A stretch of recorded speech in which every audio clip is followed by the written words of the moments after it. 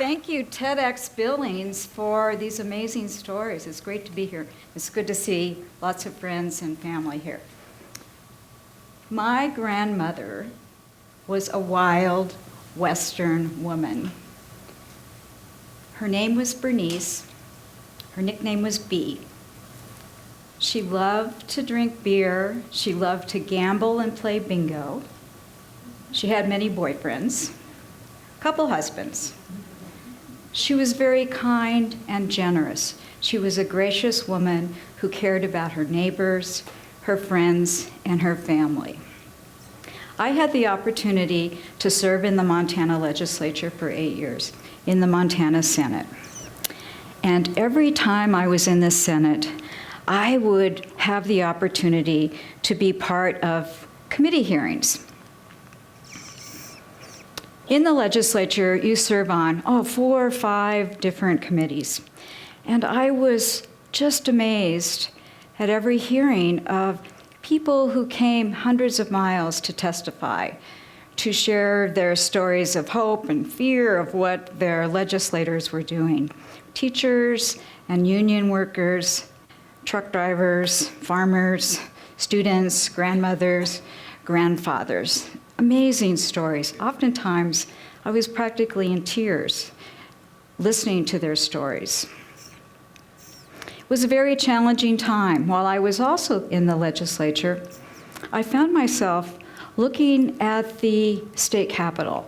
My background is in art and historic preservation, history. I worked in art museums. So I was looking at the artwork in the capitol, and was very different from the people that I saw coming before all of these committees. In the Senate chambers, every day I looked at this painting, the Louisiana Purchase. You can see Napoleon, Thomas Jefferson, there's a French marquis, Mr. Livingston, and James Monroe. Now, certainly, the Louisiana Purchase is a very important part of the history of the United States and Montana. And art at this period of time, our capital was built in 1902. The artwork that's depicted in the murals of the ceilings and throughout the Capitol reflect that period of time. And certainly that period of time was a time when we would share these very noble and grand stories, like the Louisiana Purchase. I also observed in the Senate chambers other mural paintings, Custer's Last Battlefield.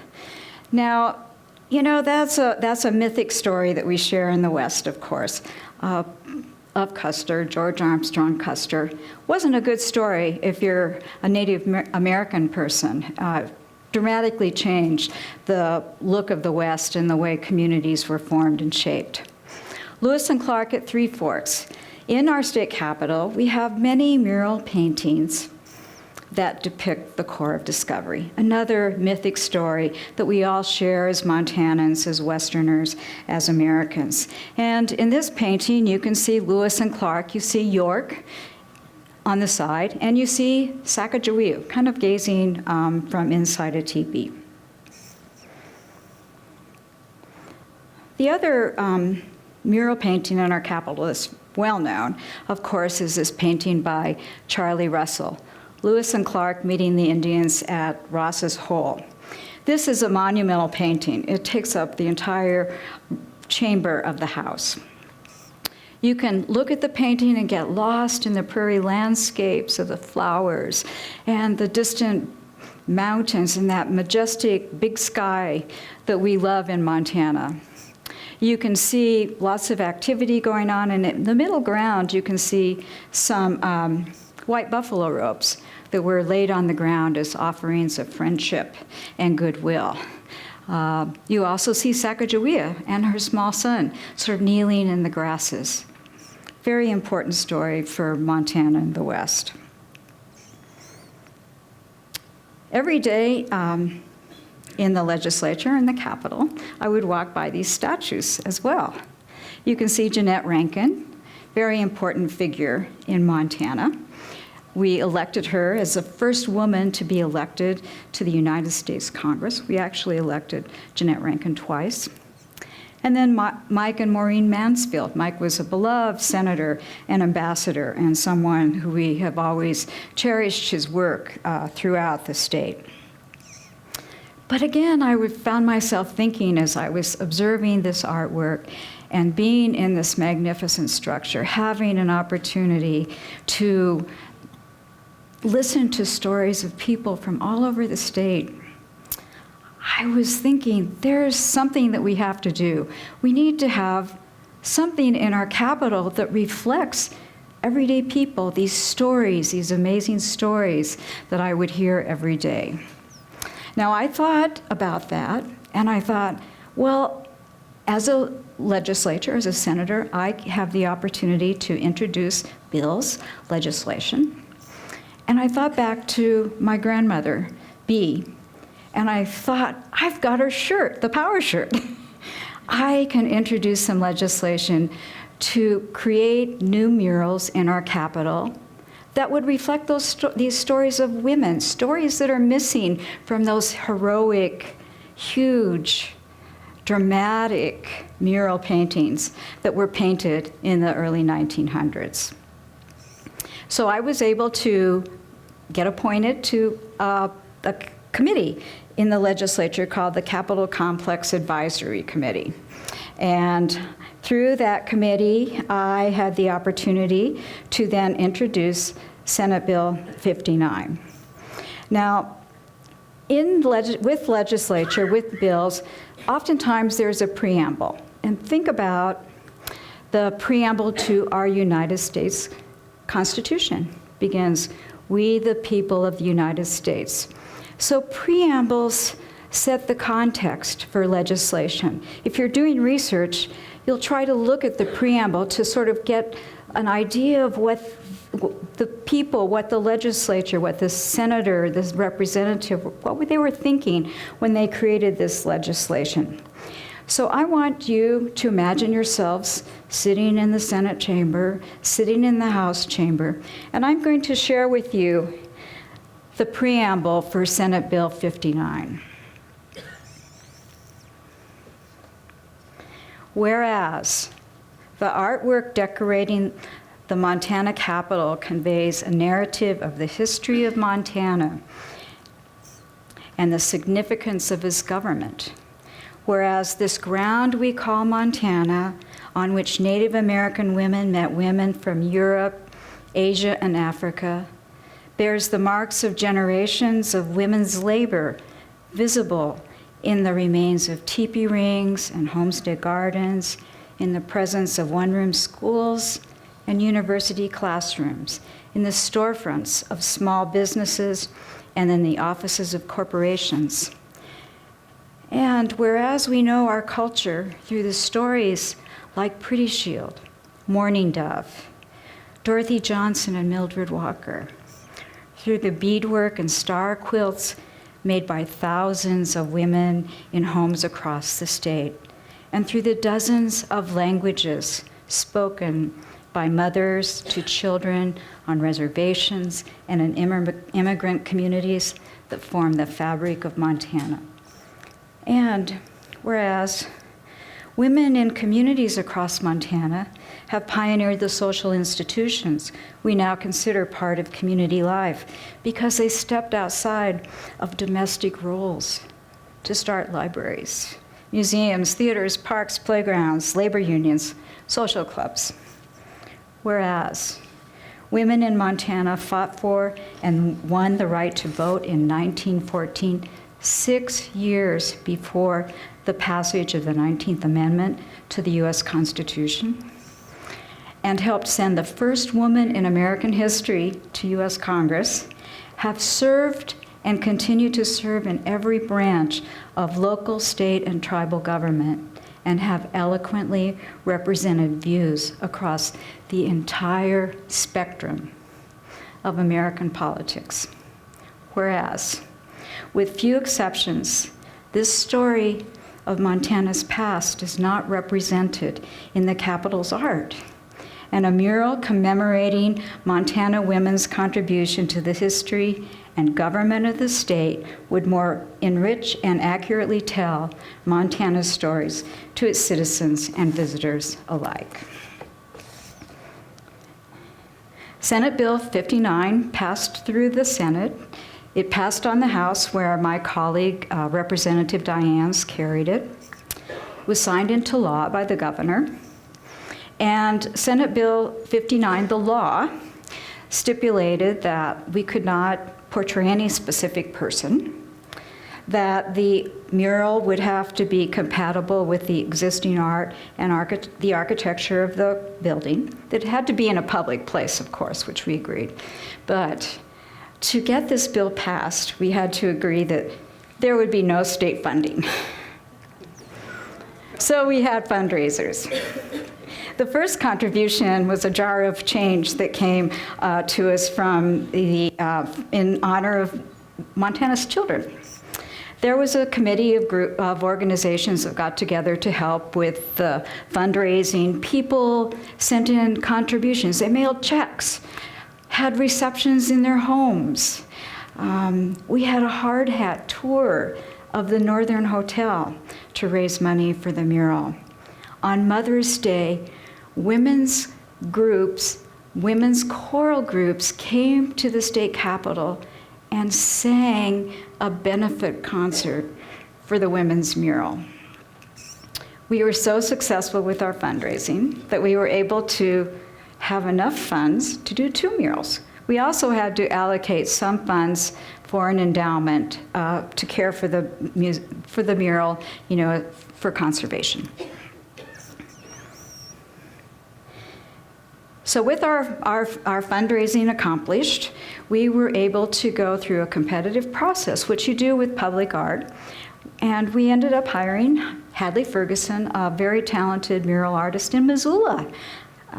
Hadley's done work in Montana and other states. We also had the assistance of Dr. Mary Murphy, who's a professor of women's studies at Montana State University, and Julie Cajun, a Salish scholar and educator. So we worked together. We had a group of people from the Arts Council, the State Historical Museum, and other legislators helped. And we looked at historic photographs, we read diaries, we looked at newspaper clippings, we read textbooks, but we were looking for those stories of women like me, women like my grandmother, sort of those unsung heroines that have helped shape our state and our nation. After our research, Hadley went to work, and with any mural painting, narrative art that's in a public building, artists work with a lot of historic information. Most of the other murals that I showed you also had documentation and historians that were involved in developing those images. So Hadley used all this information and was able to create 2 incredible murals that reflected all of these stories. One of the important sources of research that we had, we invited people to send in stories of remarkable women in Montana that they knew. So all of this information went into developing the 2 mural paintings. It took Hadley about a year to do this work. And the first mural is called Women Build Montana Culture. And it portrays this cultural exchange between homesteader women and native women. You can see in the central ground that they're exchanging a shawl, there's some garden produce, so that notion of cultural exchange has been so important to the development of our state, but also it's a characteristic of how women work together in communities across Montana. This mural also portrays a native woman harvesting bitterroot, a very important plant for native people. 2 women sewing on a flag, and that was inspired by a story that someone submitted about their grandmother. 2 immigrant children up in the corner. And in eastern Montana, in sort of the Great Plains, The sugar beet crops are very important, and farmers would recruit families from Mexico to come to work the sugar beet fields in the early 20th century. And oftentimes their kids would work in the sugar beet fields. And then the artwork of quilling and beading is artwork, a form that continues today for Indian people. The second panel is Women Build Montana Community. And this panel sort of depicts a small town, maybe a small town in eastern Montana. You can see some of the architecture, the buildings, the businesses, a hotel, a noodle parlor. There's a grain elevator in the distance. But the central story in this painting is about women putting up posters about a gathering that was taking place. A gathering sponsored by the League of Women Voters, very important group in Montana that advocates for social participation, civic participation. And actually, this is set in 1924. 1924 because that is the year that Native women received the right to vote through the Indian Citizenship Act. So Montana women, 1914, received the right to vote. Indian women in 1924. The scenes in this panel depict an African-American educational organization in Montana that provided scholarships for young African-American women. We see the domestic skills of canning and gardening and all of the activities that happen in the home. Certainly, those skills have transcended generations in our state. Sharing the knowledge of indigenous knowledge about plants and the environment with scientists and educators is something that continues today, as well as the jobs for women in technology. And if you go to small town museums across the country, the job of a switchboard operator was the first job for women in that field of early technology, connecting people and places. So I believe that these two murals, Women Build Montana Culture, Women Build Montana Community, sort of reflect those stories of my grandmother, Bernice B., and provide a jumping off place for my daughter, your daughters, granddaughters, aunts and uncles, sons and grandsons as well, to see their stories in these two murals in our state capitol, and perhaps run and be a state senator, maybe run for governor or the president, but to see themselves in the art of the state capitol and really feel that the people's house is their house. And the murals take us from the 19th to the 20th to the 21st century, where the murals have become a popular place for selfies. So I thank you. I hope you can go to the Capitol and see these remarkable artworks.